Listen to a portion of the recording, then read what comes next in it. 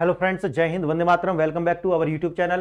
Friends, आज हम बात करने वाले हैं कि किस प्रकार से भारत पूरी दुनिया के अंदर एक इस तरीका का काम किया है भारत ने कि आईएमएफ के द्वारा जो आंकड़े प्रस्तुत किए गए उनको लेकर के आप जानते होंगे एलोन मस्क ने क्या कहा है। एलोन मस्क ने लिखा है कि शक्ति का जो संतुलन है वो लगातार बदल रहा है और भारत के द्वारा जो पूरी दुनिया का जो जीडीपी ग्रोथ है, ग्रोथ रेट जो है उसके अंदर जो कंट्रीब्यूशन है वो 2 टाइम्स ऑफ द अमेरिका, यानी कि अमेरिका का अप्रोक्सीमेट 9.9% है और भारत का जो कंट्रीब्यूशन है वो 17.9% है और चाइना का जो है वो लगभग 23% के अप्रोक्सीमेट है। इसका मतलब ये है कि जो एलोन मस्क कह रहे हैं उसके पीछे क्या गंभीरता है और आईएमएफ के जो आंकड़े हैं वो क्या बताते हैं, इसी को लेकर के आज हम जो है बात करने वाले हैं। और ये पूरा का पूरा जो इशू है वो क्या है, ये इशू है आईएमएफ की एक रिपोर्ट, जिस रिपोर्ट के अंदर ये बताया गया है कि जो दुनिया के अंदर जो ग्रोथ रेट चल रही है या दुनिया का जो विकास हो रहा है उसमें जो कंट्रीब्यूशन है वो किसका कितना है। अच्छा, ये जो कंट्रीब्यूशन है ये इंक्रीमेंटल परसेंटेज को दिखाता है, यानी कि जो बढ़त है उसकी दर कितनी है उसको भी ये दिखाता है। तो देखते हैं आज का जो इशू है वो क्या है। आज है आईएमएफ के अनुसार भारत अब वैश्विक विकास में दूसरे सबसे बड़ा जो योगदान करता है वो बन चुका है चाइना के बाद में। क्लियर। जीडीपी वृद्धि में भारत का जो योगदान है अमेरिका से 2 गुना है। ये मत समझ लेना कि जीडीपी में कंट्रीब्यूशन है, वो बिल्कुल अलग है। जीडीपी का जो दर है उस दर के अंदर भारत का जो कंट्रीब्यूशन है वो 2 टाइम्स है किसके, अमेरिका के। याद रखना इस बात को, कभी सोचना लगो कि आप जीडीपी में तो 2.1 के अप्रोक्सीमेट ही है, लेकिन आज देखेंगे सारा का सारा इशू क्या है। जीडीपी में वृद्धि, जीडीपी वृद्धि दर जो हो रही है उसमें जो है भारत का योगदान जो है वो अमेरिका से कितना है, दुगना है। और इसके जो लॉन्ग टर्म इंपैक्ट है, जब देखो जब एलन मस्क इस बात कह रहे हैं तो आप इसे समझिए कि इसके लॉन्ग टर्म इंपैक्ट क्या आने वाले हैं। और जब हम बात करते हैं वैश्विक अर्थव्यवस्था की और भारत की अर्थव्यवस्था की, तो वहां रातों रात की बात नहीं करते, वहां आने वाले 10 से 20 साल की बात करते हैं, उसी टाइम पीरियड की हम बात करते हैं। देखना, अब देखना, चीन का कितना है 26.6%, भारत का कितना है 17% और अमेरिका का कितना है 9.9%। तो ये जो शिफ्ट है आप देख रहे हैं ये अमेरिका से ज्यादा है। और आने वाले समय में जिस प्रकार से जो चाइना है और अमेरिका का जो आपस में जो युद्ध है, यानी कि एक ट्रेड वार जो चल रहा है और साथ ही साथ में जो एजिंग प्रोसेस जो चाइना की हो रही है, उस हिसाब से आने वाले समय में आज से 10 से 15 साल बाद आप ये देखेंगे कि भारत जो है वो नंबर 1 पर आपको आता हुआ दिखाई पड़ेगा और चाइना या तो दूसरे या फिर तीसरे नंबर पे आपको शिफ्ट होता हुआ दिखाई पड़ेगा। वो मैं आज आपको पूरा का पूरा जो फैक्ट एंड फिगर्स है उसके साथ साबित करूंगा। शक्ति का जो संतुलन है वो बदल रहा है, ऐसा कहना है एलोन मस्क का, अगर आपने उनका टाइमलाइन पे देखा हो जाकर के। यह टिप्पणी भारत के बढ़ते आर्थिक प्रभाव और वैश्विक बदलाव को स्वीकार करती है। अगर आप ये, जब मैं बोल रहा हूं और आपको बिल्कुल इकोनॉमी में बहुत ज्यादा इंटरेस्ट है, तो इकोनॉमिक्स के अनुसार आप ये सोच रहे होंगे कि अच्छा ये बात तो तुम्हारी सही है कि भाई ये ऐसा बोल रहे हैं, लेकिन भारत के अंदर तो हम एक्सपोर्ट उस तरीका से कर ही नहीं पा रहे हैं। तो ये जो वृद्धि दर है, ये जो ग्रोथ रेट के अंदर जो हमारा योगदान है वो फिर बढ़ क्यों रहा है, वो मैं आज आपको एलोन मस्क के ही शब्दों में बता दूंगा कि ऐसा क्यों हो रहा है। ऐसा होने के पीछे हमारा जो है मजबूत घरेलू खपत, सरकारी निवेश और बढ़ता विनिर्माण क्षेत्र जो है, इसको जो है आईएमएफ ने भी बोला है और इसकी जो है जो पुष्टि है बाद में जाकर के एलन मस्क के द्वारा भी की गई है। अब ये मत समझ लेना कि डोनाल्ड ट्रंप से एलन मस्क की अपनी एनिमोसिटी है, उनसे अपनी उनकी चिड़न है, दुश्मनी है, इसलिए ऐसा कर रहे हैं, ऐसा नहीं है। वो अपने आप में एक बहुत बड़े लोग हैं, तो वो इस तरीका की बातें नहीं करते, ना इस तरीका के विचार रखते हैं। विदेशी मुद्रा भंडार जो है वो समझिए भारत का 7.709 जो बिलियन डॉलर जो है वो पहुंच गया है। और इसे आप कह रहे हैं कि ये सर्वकालिक उच्च, यानी कि अब तक इतना बड़ा जो स्वर्ण या कहिए कि इतना बड़ा जो हमारा फॉरेक्स रिजर्व है वो कभी रहा ही नहीं है। यानी कि अगर हम देखते हैं वैश्विक आंकड़ों के आधार पर तो लगभग 6 महीना के लिए हमको जो है रखना होता है फॉरेक्स, लेकिन आज जो भारत के पास है वो ऐसा है कि 1 साल तक हम जो है अपने आयात के लिए जो है किसी भी देश, किसी भी आईएमएफ के पास हमें जाने की आवश्यकता नहीं है। तो ये, और अच्छा ये ध्यान रखना, ये फॉरेक्स एक्स भी है और साथ ही साथ में लगभग 7.5 के अप्रोक्सीमेट के जो हमारा जो ग्रोथ रेट जा रहा है, अगर हम आईएमएफ की बात करें तो वो तो 6.7 बोल रहा है, लेकिन अगर हमारे अलग अलग जो संस्थाओं के आंकड़े हैं अगर देखते हैं तो 7.5% के करीब जो आंकड़ा है ग्रोथ रेट का, उसके साथ साथ में ये ध्यान रखना कि जो हमारा करंट अकाउंट डेफिसिट है वो मात्र जीडीपी का 1.3% है। देखो, या आप एक साथ जोड़ोगे तो अब आपको पूरी पिक्चर मिलेगी, क्योंकि अगर हम साइलोज में करके देखेंगे सारे आंकड़े तो हम कंफ्यूजन में आ सकते हैं और लगेगा कि नहीं यार कुछ आंकड़े छूट रहे हैं, ये हो सकता है कि ऐसा हो वैसा हो। नहीं, जो आंकड़े मैं आपको बता रहा हूं ये एक साथ करके देखेंगे। एक तो इतना ज्यादा हमारे पास 4x है, तो हमारे पास में स्टेबिलिटी है, पॉलिटिकल स्टेबिलिटी है, तो इससे निवेशक जो होते हैं वो सुनिश्चित हो जाते हैं कि भारत जो है एक आर्थिक रूप से भी स्टेबल कंट्री है और साथ ही साथ पॉलिटिकल स्टेबिलिटी जो है वो भारत में अच्छी खासी है। तो अच्छी खासी क्या 2014 के बाद में है और आगे भी ये रहने वाली है, अभी 40-50 साल कहीं नहीं जा रही है। क्लियर?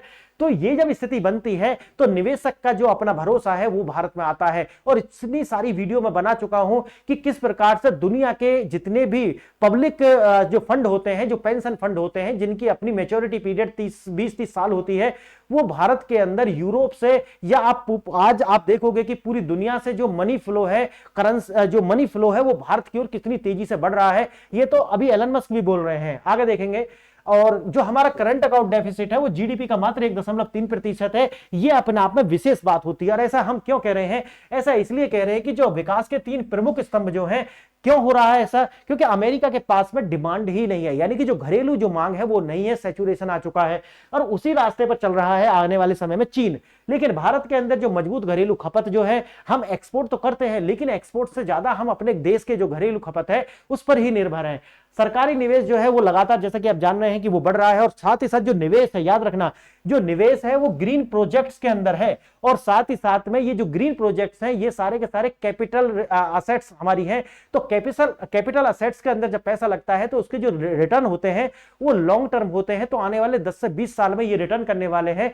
तो भारत जो है आने वाले समय में ये 8% की ग्रोथ रेट से ऊपर जाएगा। अगर ये इतना ऊपर जाता है तो जो बजट के अंदर मैं अलग से एक वीडियो लेकर के आऊंगा, कुछ चिंताएं हमने भी जताई हैं कि ये जो चिंताएं हैं उनसे हम ओवरकम कर पाएंगे। क्योंकि अगर हम ऐसा कर पाते हैं, अभी तो हमारे पास में लगभग 8 करोड़ लोग के करीब हैं जो डायरेक्ट टैक्स के अंदर आते हैं, लेकिन जब हम इसका जो बेस है उसको ज्यादा बड़ा करेंगे तो ये जो चिंताएं बजट के अंदर जो मैंने भी जाहिर की हैं हम उनसे मुक्ति पा सकते हैं। देखते हैं आज का जो सारा का सारा थोड़ा इसको विस्तार से। वैश्विक विकास में भारत का जो योगदान है वो अमेरिका से लगभग कितना है? 2 गुना है। आगे देखेंगे, आईएमएफ की जो रिपोर्ट है उसका नाम है ग्लोबल ग्रोथ, यानी ग्लोबल ग्रोथ इसमें है मार्जिनल ग्रोथ कंट्रीब्यूशन। ठीक है, इस वाले हेडिंग के अंदर उन्होंने ये बताया है कि भारत जो है वो चीन को भी आने वाले समय में पीछे छोड़ देगा। ऐसा क्यों कह रहे हैं? जो मैंने भी आपको बताया, नाम क्या है? India is now the single largest marginal contributor. और इस मार्जिनल कंट्रीब्यूटर जो ये जो एक श्रेणी है, इसके अंदर जो है हमने चाइना को पीछे छोड़ दिया है। लेकिन लार्ज कंट्रीब्यूटर की जब हम बात करते हैं उसमें चाइना अभी आगे है, याद रखना इसको भी। आगे देखेंगे, यह केवल आकार यानी कि साइज की बात नहीं करता, यह बात करता है इंक्रीमेंटल ग्रोथ की। याद रखना, जो शुरू में मैंने बताया कि यानी कि जो वृद्धिशील विकास की बात करता है, टोटल की बात नहीं करता। वैश्विक अर्थव्यवस्था को गति दे रहे हैं, आंकड़े झूठ नहीं बोलते। भारत बनाम America, contribution to global real GDP growth, यानी कि वैश्विक जीडीपी के विकास में जो योगदान है वो लगातार, जो शुरू में मैंने बताया, चाइना का 26% है, इंडिया का 17% और यूएसए का 9.9% है। अब यहां से ये बात चलेगा कि भारत का जो योगदान है अमेरिका से लगभग 2 गुना है। और 44% जो वैश्विक विकास है केवल 2 एशियाई दिग्गज यानी कि भारत और चीन जो है उसको संचालित कर रहे हैं। कितना?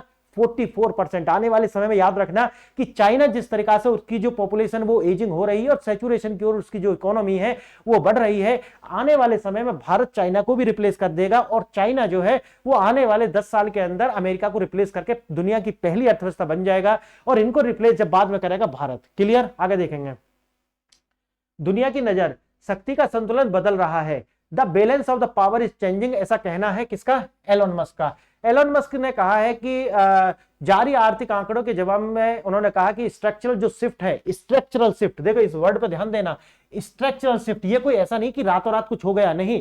यानी कि ये जब स्ट्रक्चरल शिफ्ट की बात आती है तो ये एक लॉन्ग टर्म यानी कि आने वाली एक सदी की बात आती है। तो स्ट्रक्चरल जो शिफ्ट है वो लगातार जो है कोई अस्थायी रूप से नहीं बल्कि पूर्ण तरीका से वेस्ट से ईस्ट की ओर जा रहा है। यानी कि आप वेस्ट के जो कंट्री हैं उनसे कैपिटल फ्लो हो या मनी फ्लो जो है वो लगातार भारत की ओर, या फिर एशिया के अंदर अगर हम बात करते हैं तो चाइना और भारत ही है जो अपने आप में दिग्गज हैं। तो चाइना की ओर ना जाकर के वो भारत की ओर फ्लो जो है लगातार कर रहा है। भारत की जो रफ्तार है उसका असली कारण क्या है, जो मैंने शुरू में आपको बताया था। एक तो घरेलू जो खपत है वो अपने आप में बहुत बड़ा मास है, 140 करोड़ लोगों की आबादी है और परचेजिंग पावर उनके पास है। आगे देखेंगे विनिर्माण, यानी कि जो मैन्युफैक्चरिंग पुश जो है वो लगातार, आप जानते होंगे मेक इन इंडिया के तहत और पीएलआई स्कीम, आप जानते होंगे पीएलआई स्कीम जो है वो मेक इन इंडिया के तहत ही चलाई गई थी। उसके द्वारा जो है लगातार जो है मैन्युफैक्चरिंग पुश दिया जा रहा है। वैश्विक व्यापार में मंदी के बावजूद भी भारत जो है वो मैन्युफैक्चरिंग आउटपुट लगातार उसका जो बढ़ रहा है, उसका कारण जो शुरू में मैंने बताया है। आगे देखेंगे जो पब्लिक कैप्स, यानी कि कैपिटल जो है वो कितना है, पब्लिक कैप्स जो है वो भी लगातार, यानी कि सरकारी इंफ्रास्ट्रक्चर जो है उनमें भारी निवेश जो है बाहर से अभी भी हो रहा है। इसके लिए बहुत सारी वीडियो बनाई है। अगर आप चाहते हैं कि सारी वीडियो आप देखें तो टेलीग्राम से जुड़ जाइए, वहां पर सारी वीडियोस के लिंक मैं डालता रहता हूं। अलग अलग चैनल्स हैं तो उन पर जो है आप सब पर जा नहीं सकते, तो एक जगह आपको लिंक मिल जाएंगे, आप उन पर देख सकते हैं। जनसांख्यिकी लाभांश वही है कि डेमोग्राफिक डिविडेंड हमारे पास आज है। युवा आबादी जो पश्चिम के देशों के लिए ईर्ष्या का कारण है, यानी कि आबादी को लेकर के आप जानते होंगे कि किस प्रकार से पश्चिम ने अपना ही बंटा ढार कर लिया है कि एलन मस्क तो कहते रहते हैं कि ज्यादा से ज्यादा बच्चे पैदा कीजिए, लेकिन वही है कि पश्चिम कर नहीं रहा है। तो ये जो डिविडेंड है वो पश्चिम के पास नहीं है, वो जापान के पास नहीं है, वो चाइना के पास नहीं है, वो अमेरिका के पास है, वो सिर्फ और सिर्फ भारत के पास है। दुनिया में अपने आप में एक अनोखी बात है। दो अर्थव्यवस्थाओं की कहानी है, भारत और अमेरिका। यूएसए जो है लगातार चैलेंजेस फेस कर रहा है, धीमी गति, यानी कि फाइनेंशियल साइकिल जो है उसकी लगातार वो उस पर निर्भर है और उसकी जो गति है वो धीमी है। कर्ज का बोझ, सार्वजनिक ऋण जो है, यानी कि पब्लिक डेट, ये देखो इसके ऊपर मैंने बहुत सारी वीडियो बनाई है कि 38 ट्रिलियन का जो ये डेट है इसको लेकर के रिसेट होने वाला है, और रिसेट होने वाला है ये 2029 तक। तो इसके लिए सावधान रहना, पूरी दुनिया के अंदर क्रैश आने वाला है मार्केट में। खासकर जितनी भी आप अगर बॉन्ड्स वगैरह में अगर आपने पैसे लगाए हुए हैं या फिर डिवेंचर्स खरीदे हुए हैं या आपने किसी तरीका से अमेरिका के डॉलर के अंदर पैसा लगाए हुए हैं, तो आप थोड़े सतर्क हो जाना। आने वाले समय में ये आपके लिए खतरे की घंटी है। अब है फिजिकल स्ट्रेस, राजकोषीय घाटा जो है लगातार जो है अमेरिका का बढ़ रहा है। और भारत के लिए देखा जाए तो भारत की जो ताकत क्या है, तेजी से बढ़ती हुई अर्थव्यवस्था है और लगातार जो कैपिटल इंफ्रास्ट्रक्चर है, यानी कि कैपिटल अकाउंट कीजिए, इधर फिजिकल असेट यानी कि कैपिटल असेट्स जो होती है उनके निर्माण में हम जो लगातार पैसा लगा रहे हैं। आत्मनिर्भरता जो है वो ऐसा तो कह नहीं सकते कि हम आत्मनिर्भर हो गए हैं, लेकिन हमारा जो लगातार इस पर कार्य जारी है। आगे देखेंगे धीमी होने पर भी लेकिन मैन्युफैक्चरिंग जो है वो उसको पुश लगातार तेजी से मिल रहा है। स्ट्रक्चरल ग्रोथ जो है वो भी जो है हो रही है, यानी कि निवेश जो है वो लंबी अवधि के लिए जो है भारत में हो रहे हैं और इसके जो रिटर्न है आने वाले 20 से 25 साल में देखने के लिए मिलेंगे। ऐतिहासिक रिकॉर्ड में जो हमारे पास में 709 बिलियन डॉलर का जो है वो फॉरेक्स है, यानी कि जो फॉरेन एसेट्स रिजर्व जो है डॉलर के रूप में हमारे पास है, और ये अपने आप में ऑल टाइम हाई है। और ये भारत की जो अर्थव्यवस्था है उसकी अपनी स्थिरता को दिखाता है। अगर किसी देश के अंदर इकोनॉमिक यानी कि फाइनेंशियल स्ट्रेंथ है, उसके अंदर स्टेबिलिटी है और पॉलिटिकल स्टेबिलिटी है, तो कोई ताकत नहीं दुनिया की जो उसके अंदर निवेश को रोक ले। तो अमेरिका के डोनाल्ड ट्रंप कुछ भी कर ले, लेकिन भारत के अंदर निवेश को नहीं रोक पाएंगे, क्योंकि एमएनसीज जो होती है, जो कंपनी होती है, जो इन्वेस्टर्स होते हैं, उनको लाभ से मतलब होता है और किसी देश की राजनीति से उनको इतना मतलब होता नहीं है। अब है फॉरेक्स रिजर्व है जो अब तक के सबसे ज्यादा है, और सिर्फ जो है एक सप्ताह में जो है 9 बिलियन की जो बढ़ोतरी है इसके अंदर देखी गई है। लगातार आप सोचिए 9 बिलियन एक सप्ताह में जो है बढ़ोतरी देखी गई है। ये केवल बचत नहीं है बल्कि किसी भी वैश्विक संकट से निपटने के लिए हमें एक फायर पावर जो है ये प्रोवाइड कराता है। दुनिया के 5 ऐसे देश हैं जिनके पास में सबसे ज्यादा जो फॉरेक्स है डॉलर के रूप में, पहला आता है चीन, वो है 3.4 ट्रिलियन डॉलर। उसके बाद आता है जापान जिसके पास है 1.25 डॉलर लेकिन ट्रिलियन डॉलर। फिर आता है स्विट्जरलैंड, इसके पास है 909 बिलियन डॉलर। और फिर आता है भारत जिसके पास है 709 बिलियन डॉलर से ज्यादा लगातार बढ़ रहे हैं। और फिर आता है रूस। लेकिन बात यहां ये आती है कि जब हम अमेरिका के डॉलर की बात करते हैं और हम उसके फॉरेक्स की बात करते हैं तो आने वाले समय में हर देश के पास से घटता हुआ दिखाई पड़ेगा। जो चाइना के आप देख रहे हैं ना, ये इससे कोई बहुत बड़ी वे मत मान लेना कि नहीं जी चाइना के पास इतना है तो बहुत नहीं, ये एक प्रकार से लायबिलिटी बन जाने वाला है आने वाले समय में। और धीरे धीरे से आप देखेंगे कि ये जो चाइना के पास 3.4 ट्रिलियन डॉलर है, या जापान के पास 1.25 ट्रिलियन है, या फिर ये स्विट्जरलैंड के पास 909 बिलियन जो डॉलर है, ये धीरे धीरे कम होते आएंगे। कारण ये है क्योंकि अमेरिका का जो डॉलर है वो आने वाले समय में धीरे धीरे कमजोर होगा। और अमेरिका का जो ये डॉलर है, ये एक जो 38 ट्रिलियन का जो रिसेट आने वाला है, अगर वो आता है तो ये सारा का सारा खत्म हो जाएगा और ये जो देश है उनको इतने डॉलर का जो है नुकसान हो जाएगा। इसे देखते हुए धीरे धीरे धीरे धीरे से जो है ये सारे देश इसको रिलीज कर रहे हैं और इतना सारा डॉलर के रूप में रिजर्व रखने के कोई मतलब बनता नहीं है। इसको ये कन्वर्ट कर रहे हैं किसमें, प्रीशियस गोल्ड या प्रीशियस जो मेटल्स होते हैं उसके अंदर। आगे देखेंगे, सिर्फ पैसा नहीं, ये हमारी ताकत है। इंपोर्ट कवर करता है जो 709 बिलियन डॉलर का जो ये है। भारत के पास में जो है 12 महीने के लिए अभी इतना है कि हमारे जो इंपोर्ट्स हैं वो कहीं जाने की जरूरत नहीं है। हमारी जो करेंसी है उसको स्टेबिलिटी प्रोवाइड करता है, ये रिजर्व है हमारे पास में। आरबीआई के पास में रुपये जो है उतार चढ़ाव को लेकर के जो ये एक वॉलेटिलिटी जो आती है उसको लेकर के ये झेल सकते हैं। निवेशक का जो भरोसा, जो मैंने आपको शुरू में बताया है कि अगर भारत के अंदर पॉलिटिकल और फाइनेंशियल स्टेबिलिटी देखने के लिए मिलती है तो आप समझिए अपने आप में एक जियोपॉलिटिकल पावर तो मिलती ही है, लेकिन साथ ही साथ भारत के अंदर जो निवेशक है वो बिल्कुल नहीं हिचकेगा कि भाई मुझे भारत के अंदर पैसा जो है वो लगाना है। आगे देखेंगे, मजबूत विकास कम घाटा, यानी कि करंट अकाउंट डेफिसिट जो 1.3% के अप्रोक्सीमेट है, ये अपना आप में सेफ जोन जो है उसको दिखाता है। लेस देन 2% होना चाहिए, वो हमारा 1.3% है और ये आपको बता रहे हैं हम Q2 फाइनेंशियल ईयर 2026। सोचिए, तो अपने आप में जो है बहुत बड़ी बात है। आमतौर पर तेज विकास के साथ साथ जो इंपोर्ट्स होते हैं वो बढ़ जाते हैं और घाटा उससे बढ़ता हुआ दिखाई पड़ता है, लेकिन हमारा घाटा क्यों नहीं बढ़ रहा है उसका मैंने अलग से भी वीडियो वैसे बनाई है कि हमारे पास में जिस तरीका का जो एनआरआई का रेमिटेंस आता है, हमारे जो आईटी सेक्टर और सर्विस सेक्टर जो है वो अपने आप में बूम कर रहा है लगातार, तो जो लगभग 200 बिलियन डॉलर का जो है हमारा जो डेफिसिट आता है उसको हम कवर कर लेते हैं। इसलिए जो हमारा जो करंट अकाउंट डेफिसिट है वो आपको जो है इतना कम दिखाई पड़ रहा है। नहीं तो जिस तरीका का 200 बिलियन डॉलर का हमारा जो घाटा है, 100 बिलियन का तो आप समझिए चाइना के साथ है, उसी तरीका से औरों को मिला लिया जाए तो लगभग 200 बिलियन डॉलर का जो है हमारा घाटा है, जिसमें हमको 180 बिलियन डॉलर जो है रेमिटेंस और सर्विस सेक्टर इनसे मिल जाते हैं, तो वो लगभग बराबर आ जाता है। आगे देखेंगे, घाटा नियंत्रण में क्यों है, जैसा कि शुरू में बताया आईटी सेक्टर हो गया और एनआरआई का जो रेमिटेंस वगैरह हो गया